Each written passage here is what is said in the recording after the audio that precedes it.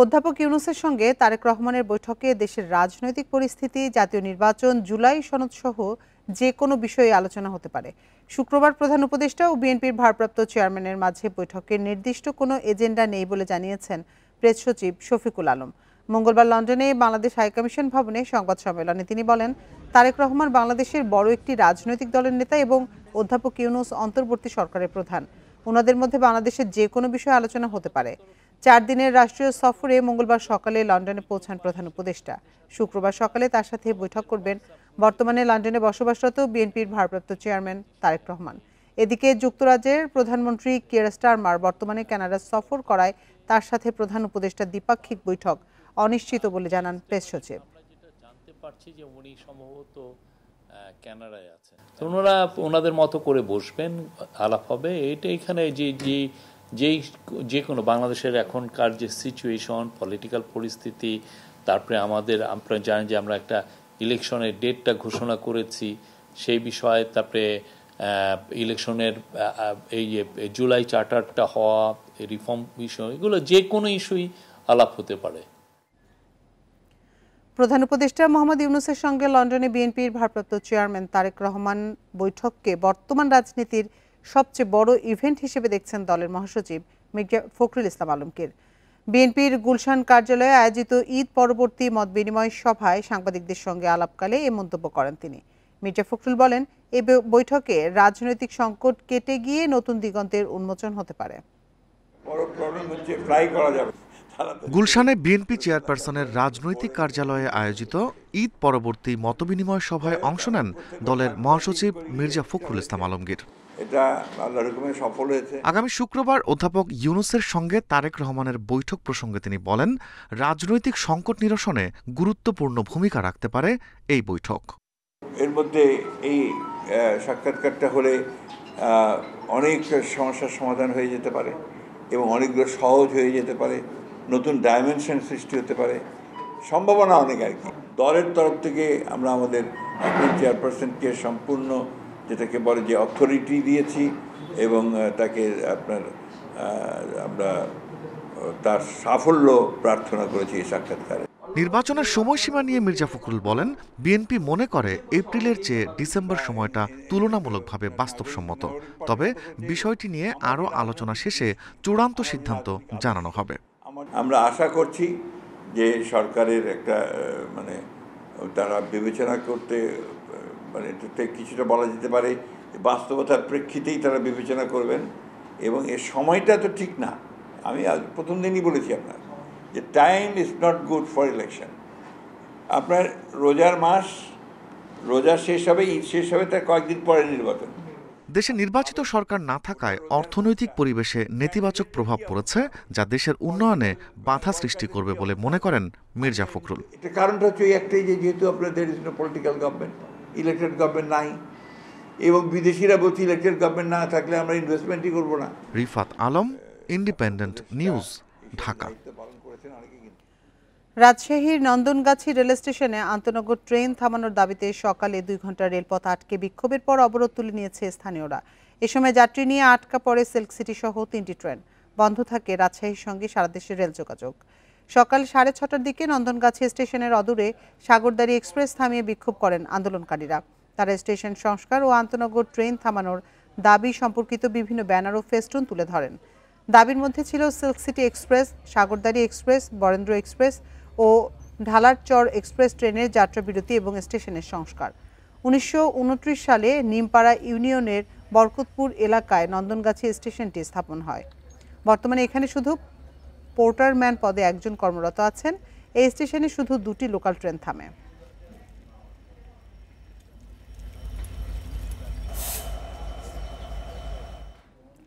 এ নিয়ে আরো জানাতে রাজশাহী থেকে আমাদের সাথে যোগ দিচ্ছেন সহকর্মী মোস্তাফিজুর রহমান। মোস্তাফিজ, এই যে 3 ঘন্টা রেল চলাচল, 2 ঘন্টা রেলপথ অবরোধ ছিল, এতে করে কয়টি ট্রেনের শিডিউল বিপর্যয় হয়েছে?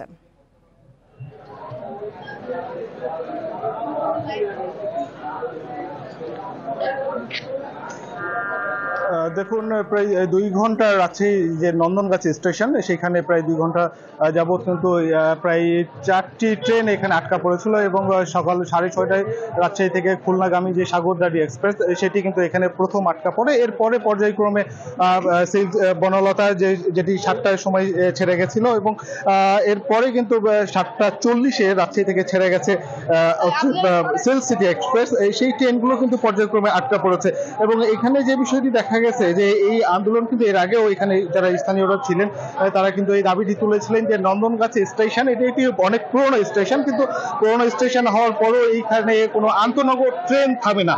মূলত এই দাবিতেই কিন্তু এখানে যারা ছিলেন স্থানীয় যারা আছেন তারা স্বতঃস্ফূর্তভাবে কিন্তু এখানে রেল লাইন অবরোধ করেন এবং এখানে তাদের যে দাবিটি ছিল যে তারা বলছিলেন একটি কথা যে তাদের দাবি আদায় না হওয়া পর্যন্ত, অর্থাৎ এখানে আন্তনগর ট্রেন থামানোর যে দাবি সেই দাবি পূরণ না হওয়া পর্যন্ত তারা এখান থেকে উঠবেন না এবং এখানে কিন্তু তারা রেল লাইনে ব্লক করে রেল লাইনের উপরে কিন্তু এখানে স্থানীয়রা অবস্থান করেছিলেন এবং 2 ঘন্টা পরে এরপরে স্থানীয় নেতা তারা এখানে রাজনৈতিক নেতা যারা আছেন তারা আসেন তাদের হস্তক্ষেপে এবং তারা তারা যেটি বলছিলেন এখানে যে রেলের ঊর্ধ্বতন কর্তৃপক্ষের সঙ্গে তাদের আলাপ হয়েছে এবং তারা সেই সাথে একটি আলটিমেটামও দিয়েছে যে আগামী 16 তারিখে তাদের সাথে রেল কর্মকর্তাদের সঙ্গে এখানকার যারা স্থানীয় রাজনৈতিক নেতারা রয়েছেন তারা বসবেন এবং সেই সময় সেই 16 তারিখে যদি আলোচনা ফলপ্রসূ না হয়ে থাকে তাহলে তারা 19 অথবা 20 তারিখ থেকে পুনরায় তারা যে আন্দোলন সেটি কিন্তু তারা চালিয়ে যাবেন। কিন্তু তাদের এই আন্দোলনের মাঝেও কিন্তু একটি যে বিষয় দাঁড়িয়েছে যে এখানে যাত্রীর যে দুর্ভোগের বিষয়টি দাঁড়িয়েছে সেটি কিন্তু বেশ চরম দেখেছি, কারণ এখানে প্রায় 2 ঘন্টা ধরে যাত্রীরা এখানে অবস্থান করছিলেন। রাজশাহী থেকে জানাচ্ছিলেন সহকর্মী মুস্তাফিজুর রহমান। পর্যটকদের জন্য ঝুঁকিপূর্ণ হয়ে উঠেছে কক্সবাজার সৈকত। ঈদের ছুটিতে গত 2 দিনে সমুদ্রে ডুবে 3 পর্যটক সহ 6 জনের মৃত্যু হয়েছে। সংশ্লিষ্টরা বলছেন নির্দেশনা না মেনে অনেকেই সমুদ্রের যেখানে সেখানে নামছেন। সৈকতের অনেক স্থানে ভাঙন ও গুপ্ত খাল তৈরি হওয়ায় পানিতে নামার আগে বিপদ টের পাচ্ছেন না পর্যটকেরা, এতেই প্রাণহানি ঘটছে। সোমবার রাজশাহী থেকে কক্সবাজারে বেড়াতে যান শাহিনুর দম্পতি। স্ত্রী ও 2 সন্তানকে নিয়ে কলাতলী সৈকতে নেমেছিলেন গোসলে। হঠাৎ কলেজ পড়ুয়া ছোট ছেলে সিফাত স্রোতে ভেসে যায়। উদ্ধারে ছুটে যান বাবা, কিন্তু দুজনে ফেরেন লাশ হয়ে। প্রশাসন জানায় 2 দিনে সমুদ্র সৈকতে গোসলে নেমে মারা যায় 3 পর্যটক সহ 6 জন। যারা এই যে গার্ড আছে ওরা বারবারই টুরিস্টদের দৃষ্টি আকর্ষণ করছে যাতে নাকি তারা অনেক দূরে না যায়। তারা আসলে দূরে যাওয়াটা ঠিক না, কেননা দূরে অনেক রিস্ক। কেন যারা জানে তাদের জন্য ঠিক আছে, যারা সাঁতার জানে তাদের জন্য ঠিক আছে, যারা না জানে এদের জন্য আসলে এখানে যাওয়াটা ঠিক না। নিরাপত্তা কর্মীরা বলছেন ছুটির দিনে এত পর্যটক আসে যে সামাল দেয়া কঠিন। আমাদের যে সিসিএফ লাইফগার্ডের যে নির্দেশনাগুলো আছে এবং হচ্ছে যে পয়েন্টগুলো আছে যেখানে পর্যটকরা গোসলে নামবেন, মূলত এই নির্দেশনাগুলো অধিকাংশ পর্যটকরা না জানার কারণে এবং ওই জায়গাগুলোতে গোসল না করার কারণে হচ্ছে এই দুর্ঘটনা হচ্ছে। জেলা প্রশাসন বলছে সৈকতে সচেতনতা কার্যক্রম বাড়ানো হয়েছে, তবে অনেক পর্যটক নির্দেশনা মানেন না। রাউন্ড দ্য ক্লক আমাদের যে বিচ কর্মী আছে, আমাদের লাইফগার্ড আছে, তারা কাজ করছে। কখনো কখনো আপনারা এসে হয়তো এই প্রান্তে দেখতে পাচ্ছেন না, কিন্তু সে কোথাও না কোথাও আপনি তাকে গিয়ে পাবেন। সিসেফ লাইফগার্ডের তথ্য মতে সমুদ্রে গোসলে নেমে গত 10 বছরে মারা গেছে 60 জন, জীবিত উদ্ধার হয়েছে 773 জন। তৌফিকুল ইসলাম, ইন্ডিপেন্ডেন্ট নিউজ, কক্সবাজার। ঈদযাত্রায় এবার সারা দেশে সড়কে ট্রি স্টোনে মৃত্যু হয়েছে আর আহত অর্ধশতাধিক। বিশেষজ্ঞরা বলছেন মহাসড়কে ট্রি হইলা সরাতে না পারলে বন্ধ হবে না দুর্ঘটনা। এবার ঈদযাত্রায় লম্বা ছুটি ঘোষণার পরেও মহাসড়কে অব্যবস্থাপনা ও পশুর হাটের কারণে যানজটে ভোগান্তি পোহাতে হয় বলছেন বিশেষজ্ঞরা। এবারের ঈদুল আজহায় 10 দিনের লম্বা ছুটি দেয় সরকার। ঢাকা ছাড়তে ভোগান্তি এড়াতে দেয়া এই ছুটির বাস্তব চিত্র ছিল প্রায় বিপরীত। রেল বা লঞ্চের চেয়ে সড়কেই ছিল বেশি ভোগান্তি। ময়মনসিংহ ও উত্তরবঙ্গের দিকে যাত্রায় বেশ ভোগান্তি হয়েছে যাত্রীদের। যানজটে নাকাল হয়েছে ওইসব রুটের মানুষ। রোড সেফটি ফাউন্ডেশন বলছে সড়কের উপর হাট ও ট্রাফিক অব্যবস্থাপনার কারণেই ভোগান্তি। পশুর হাট, তারপর ছুটির বিন্যাসের সমস্যা, এই 3টা কারণে এবার ঈদযাত্রা একেবারেই অস্বস্তিকর হয়ে গেছে। সড়ক পথের মানুষগুলোকে নৌ পথে নিতে হবে, সড়ক পথের মানুষগুলোকে রেল পথে নিতে হবে, কারণ রেল এবং নৌ হলো সবচেয়ে টেকসই।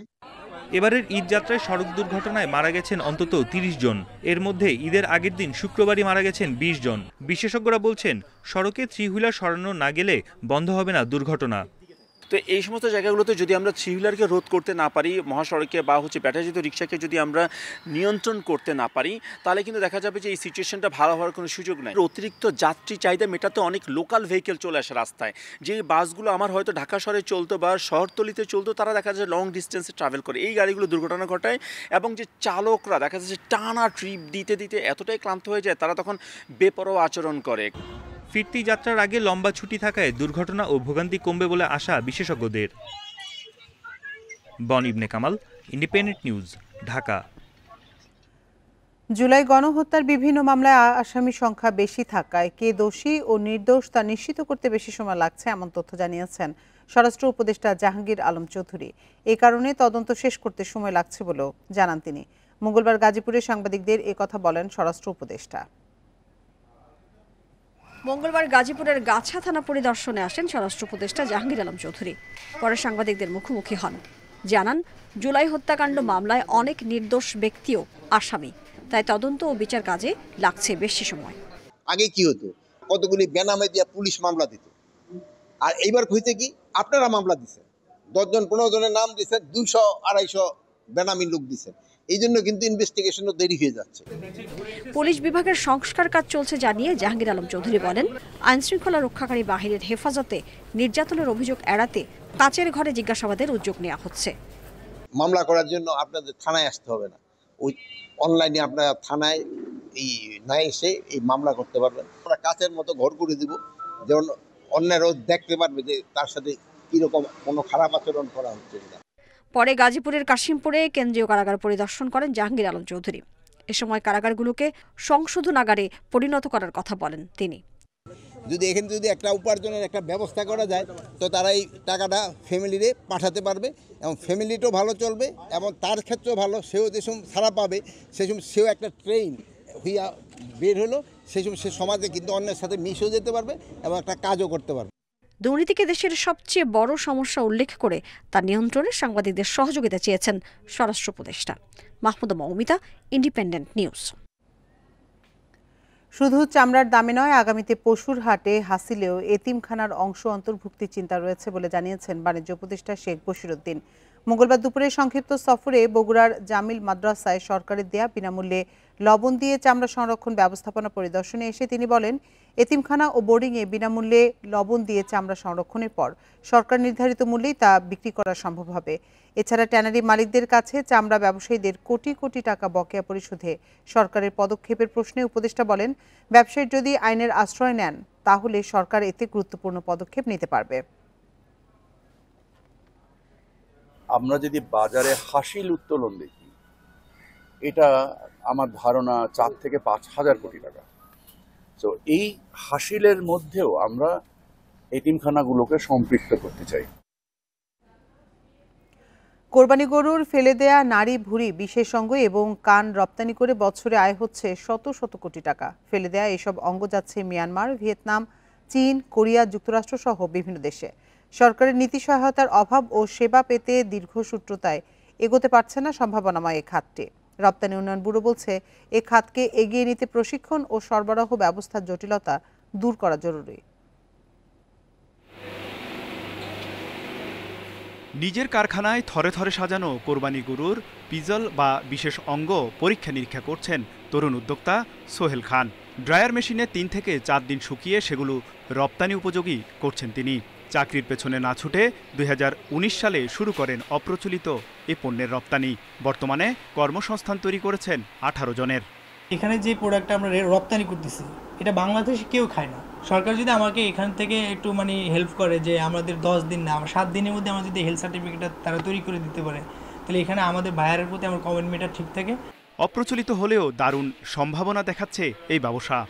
কোরবানি পশুর ফেলে দেয়া এই বিশেষ অঙ্গ প্যানিস বা পিজল রপ্তানি হয় কানাডা এবং আমেরিকায়, যা সেখানকার পোষা কুকুরের প্রিয় খাবার, যার টন বিক্রি হয় $22,000 থেকে $23,000। দেশ থেকে গরুর নাড়িভুড়ি চলে যায় ভিয়েতনাম, চীন, থাইল্যান্ড সহ বিভিন্ন দেশে, যা সেখানকার বেশ জনপ্রিয় খাবার। চাহিদা বাড়ায় রাজধানীর হাজারীবাগেও গড়ে উঠেছে বেশ কয়েকটি আড়ত। সেখান থেকে বিশেষ অঙ্গ সংগ্রহ করে বিক্রি করা হয় রপ্তানিকারকদের কাছে। পিজল 60 থেকে 70 টাকা আর ভুড়ি প্রতি পিস বিক্রি হয় 350 টাকা থেকে 400 টাকায়। লবণ টবণ দেওয়ার পরে 450-500 টাকার মধ্যে থাকতো, এখন সেটা নাই 300-350 টাকা চলে আসছে। ভুড়ি আমি টন 2 টন ছাড়া বিক্রি করি না। আমরা যখন খুচরা যে ফকার আছে আমরা হেড থেকে কিনা আমি স্টক করি, মাসে মাল ধরুন 4 টন 5 টন বিক্রি করি। সরকারে যদি আমাদের একটা সাপোর্ট দেয় তাহলে এটা দেখা যাবে যে চামড়ার থেকেও ভালো একটা পর্যায়ে যাব। কোরবানি পশুর ফেলে দেয়া বিভিন্ন হাড়, শিং, লেজ, কান দিয়ে তৈরি হয় হস্তশিল্প ও ওষুধ তৈরির কাঁচামাল। সংগ্রহ করে তার প্রিজার্ভ করা, এটা লজিস্টিক্স আছে, ট্রান্সপোর্ট, ওই জায়গাগুলোতে আমরা সহযোগিতা করতে পারলে দেখা যায় তার ট্রানজিশন কস্ট বা তাদের অপারেশন কস্ট অনেক কমে আসবে। যেখানে সেখানে ফেলে পরিবেশ নষ্ট না করে বিশেষ অঙ্গ সংগ্রহে স্থানীয় সরকারের সমন্বয়ে কেন্দ্র স্থাপন করার তাগিদ উদ্যোক্তাদের। এতে এই খাত অর্থনীতিতে আরও বেশ ভূমিকা রাখতে পারবে বলে আশা করেন তারা। তৌহিদ রানা, ইন্ডিপেন্ডেন্ট নিউজ, ঢাকা। আগে যেমনটি জানিয়েছি, পর্যটকদের জন্য ঝুঁকিপূর্ণ হয়ে উঠেছে কক্সবাজার সৈকত। ঈদের ছুটিতে গত 2 দিনে সমুদ্রে ডুবে 3 পর্যটক সহ 6 জনের মৃত্যু হয়েছে। এ নিয়ে বিস্তারিত জানাতে সেখান থেকে আমাদের সাথে যোগ দিচ্ছেন সহকর্মী তৌফিকুল ইসলাম। তৌফিক, ঈদের ছুটিতে এই যে 6 জনের অনাকাঙ্ক্ষিত মৃত্যু সৈকতে, এ ব্যাপারে প্রশাসনের পক্ষ থেকে বাড়তি কোনো সতর্কতা নেওয়া হয়েছে কিনা? বিশ্বের দীর্ঘতম সমুদ্র সৈকত কক্সবাজারকে বলা হয়ে থাকে। বিশেষ বিশেষ দিবস সহ এখানকার যে অর্থাৎ লম্বা যে ছুটির কবলে পড়ে সেই সময় মানুষের গন্তব্য কিন্তু কক্সবাজার হয়ে থাকে। এবার কিন্তু তার ব্যতিক্রম হয়নি। কুরবানির ঈদের 10 দিনের ছুটি পাওয়াতেই এখানে বিপুল সংখ্যক পর্যটক সমাগম হয়েছে। আপনি জানেন গত রোববার এবং সোমবার কক্সবাজারের সমুদ্র সৈকতে গোসলে নেমে 6 জনের মৃত্যু হয়েছে। এবং আরেকটা বিষয় বলে রাখি, সমুদ্র সৈকত এলাকায় হচ্ছে 3টি পয়েন্টে মূলত পর্যটক সমাগম অনেকটা বেশি হয়, সুগন্ধা, লাবণী এবং কলাতলি পয়েন্টে। এই সকল পয়েন্টে আসলে মূলত দেখভাল করার জন্য যারা সমুদ্রে গোসল করে তাদের নিরাপত্তার জন্য আছে টুরিস্ট পুলিশ রয়েছে, এখানকার লাইফ গার্ডের সদস্যরা রয়েছে। তো সবকিছু মিলিয়ে আসলে মূলত 1 কিলোমিটার এলাকায় তাদের যে বিচরণ, অর্থাৎ লাইফ গার্ডের সাথে আমরা কথা বলেছি, তারা আমাদেরকে জানিয়েছেন মূলত লাল এবং হলুদ পতাকা যেখানে টাঙানো হয়েছে সেই জায়গায় মূলত পর্যটকদের সমুদ্রে গোসলের জন্য তারা প্রেফার করছেন। তো আসলে অন্যান্য জায়গায় যেহেতু বিপুল সংখ্যক মানুষ সমাগম হয়, আসলে সবকটি পয়েন্টে তারা নামতে চায়, সেই ক্ষেত্রে ঝুঁকিটা কিন্তু বেড়ে যায়। তো সমুদ্র সৈকতে অনেক জায়গায় দেখা যাচ্ছে গর্তের সৃষ্টি হয়েছে, আবার অনেক জায়গায় দেখা যায় স্রোতের টানে বেশি নিয়ে যায়। তো এখান থেকে আসলে লাইফ গার্ডের সদস্যদেরকে দূর থেকে ওইভাবে মনিটরিং করা অনেকটা দুরূহ হয়ে পড়ে।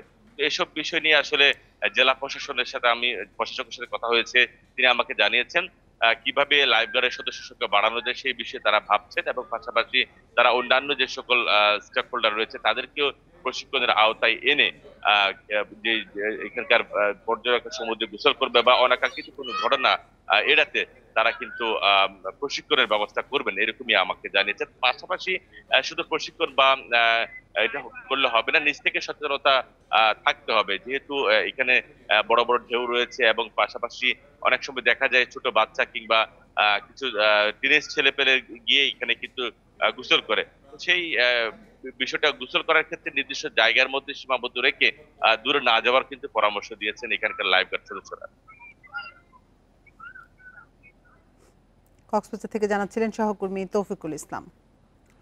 তীব্র গরমে সঠিক তাপমাত্রায় ওষুধ সংরক্ষণের ব্যবস্থা নেই সিলেটের বেশিরভাগ ফার্মেসিতে, ফলে গুণগত মান হারিয়ে অকার্যকর হয়ে পড়ছে জীবন রক্ষাকারী ওষুধ।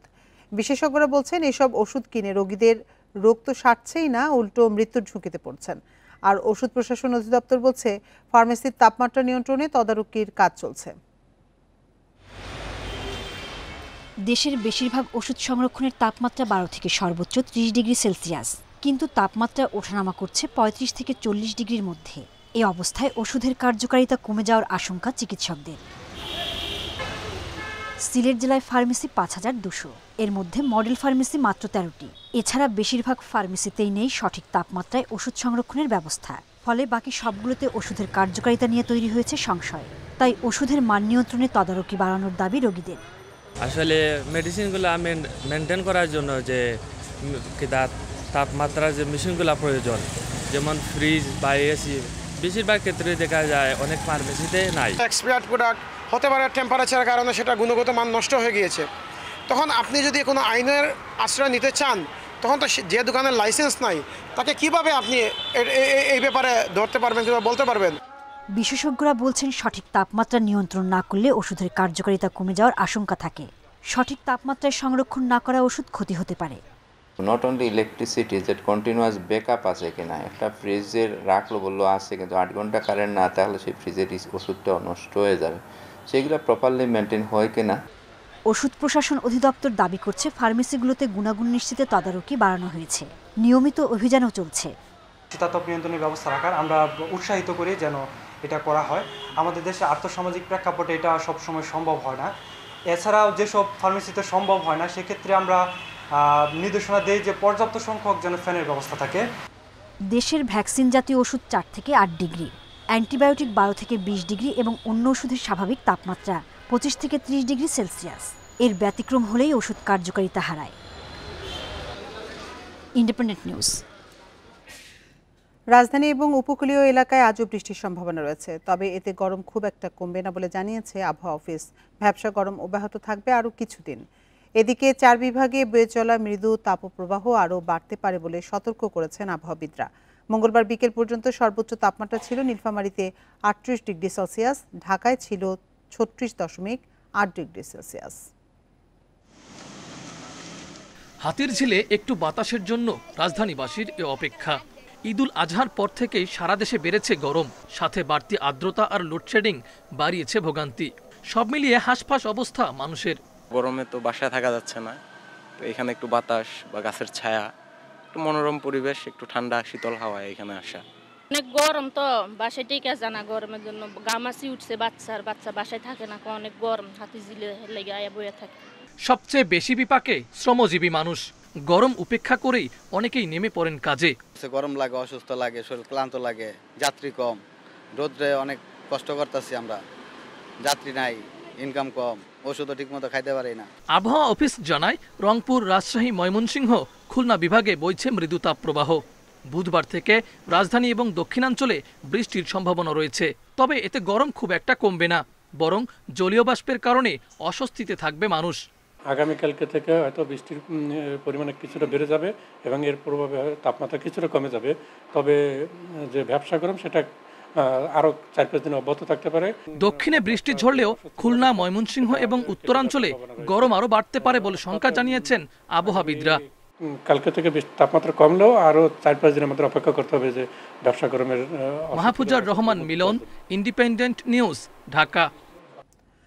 চট্টগ্রামের বিভিন্ন এলাকায় ও আবর্জনার ভাগাড়ে ঘুরে বেড়াচ্ছে কয়েকশো ঘোড়া। বেআইনিভাবে ঘোড়ার বাণিজ্যিক ব্যবহার হলেও তাদের খাবার ও স্বাস্থ্য সুরক্ষার বিষয়ে একেবারে উদাসীন মালিকরা। অবলা প্রাণীর প্রতি এমন আচরণ প্রাণী সুরক্ষা আইনের সুস্পষ্ট লঙ্ঘন বলছেন প্রাণী রক্ষাকারী সংগঠনের সদস্যরা। চট্টগ্রামের পাহাড়তলী ওয়ার্ল্ডলেস এলাকার দৃশ্য এটি। খাবারের সন্ধানে ঘুরছে 10 থেকে 12টি ঘোড়া। ঠিকমতো খাবার না পাওয়ায় কঙ্কালসার এসব প্রাণী। স্থানীয়রা বলছেন ঘোড়া দিয়েই চলে সমুদ্র সৈকতে মানুষকে আনন্দ দেওয়ার কাজ। ব্যবহার হয় বিয়েতে বরকনে টানানোর কাজেও। এসব ঘোড়া দেখে বেওয়ারিশ মনে হলেও এদের মালিক আছে, তবে প্রাণীগুলোর স্বাস্থ্য সুরক্ষা ও খাবারের বিষয়ে তেমন দায়িত্বশীল মনে হয় না তাদের। অযত্নে অবহেলায় যেভাবে খাচ্ছে, এগুলোর উপর অনেক ধরনের আপনার নিষ্ঠুরতাও করতেছে অনেকজনে দেখলাম। মানুষের সহাবস্থানে যদি এটাকে সুন্দরভাবে আরও যত্নশীলভাবে পালা যদি যায়, তাইলে যে কোনো প্রাণী বা আপনি ঘোড়ার কথা বলতেছেন, ঘোড়ার জন্য ভালো। ঘোড়াগুলো দেখা যাচ্ছে তারা শারীরিকভাবে খুব আনফিট, তাদেরকে পর্যাপ্তভাবে খাবার দেওয়া হয় না, ভাইটামিন, মিনারেলস, তাদের ফুডের যে ডায়েট চার্টটা মেনটেন করা উচিত সেগুলো মালিকরা করে থাকেন না। যতক্ষণ এসব ঘোড়া কর্মক্ষম থাকে ততক্ষণ তাদের দিয়ে করানো হয় কঠিন সব কাজ। এমন আচরণ প্রাণী কল্যাণ আইনের সুস্পষ্ট লঙ্ঘন বলছেন পশুপ্রেমীরা। পর্যাপ্ত খাবার দেওয়ার দরকার, চিকিৎসা করা দরকার, এগুলো যেহেতু করছে না, সংশ্লিষ্ট দপ্তরকে আমরা বিনীত অনুরোধ জানাচ্ছি, সরকারকে বিনীত অনুরোধ জানাচ্ছি এদের বিরুদ্ধে, মালিকগুলোর বিরুদ্ধে আইনি পদক্ষেপ নেওয়ার জন্য। তবে নানা সীমাবদ্ধতার কারণে এসবের বিরুদ্ধে ব্যবস্থা নেওয়া সম্ভব হচ্ছে না বলে জানালেন প্রাণী সম্পদ কর্মকর্তা।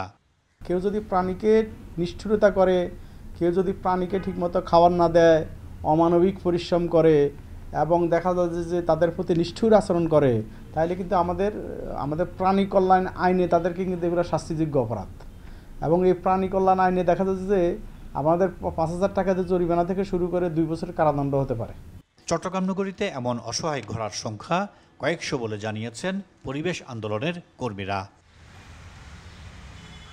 Ahsan Riton, independent news, Chittagong.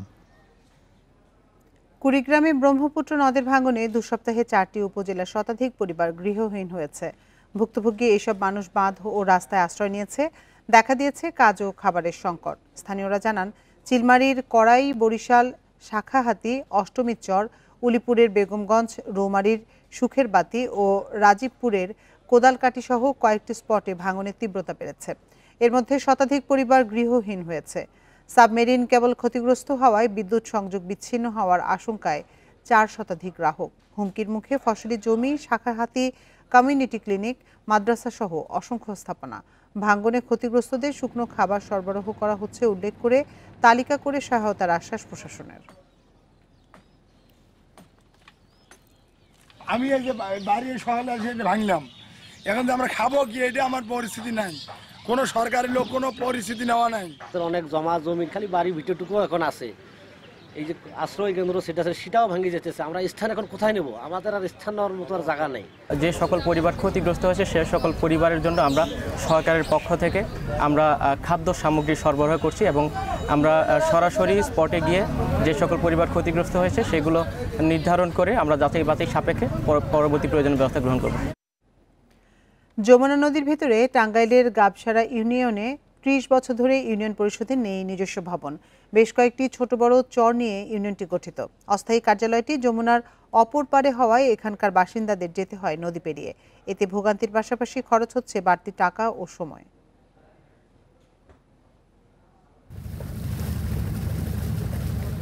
টাঙ্গাইলের ভুয়াপুর উপজেলা থেকে বিচ্ছিন্ন গাবসারা ইউনিয়ন। সব মৌসুমে আসা যাওয়া করতে হয় যমুনা নদী পাড়ি দিয়ে। নদীর পূর্ব পাশে অস্থায়ী ঘরে চলছে ইউনিয়ন পরিষদের কার্যক্রম। জন্মসনদ, ভোটার আইডি থেকে শুরু করে সরকারি অনুদান সহ নানা কাজে স্থানীয়দের যেতে হয় নদীর ওপারে। আসা যাওয়া কষ্ট, নৌকা ভাড়া, নদী পার অনেকে। গোপীনাথপুর থেকে আইছি, 10টা চাল দিব বলে চাইলে নিয়ে আইছি। আমার বেটা পুত্র নাই, কিছু না। বর্ষা মৌসুমে 1-1.5 ঘন্টার পথ পাড়ি দিতে ভাড়া গুনতে হয় 20 থেকে 50 টাকা। অন্যদিকে শুকনো মৌসুমে ভোগান্তির ভিন্ন রূপ। শুকিয়ে যাওয়া চরে অনেকটা পথ হেঁটে উঠতে হয় নৌকায়। আমার একটা চেয়ারম্যানের কাছে একটা কাগজের দরকার, জানো গোবিন্দসী পারে 50 টাকা খরচ করে নৌকা ভাড়াতে যাইতে হয়। এই জন্য সকল দিক দিয়ে অসুবিধে।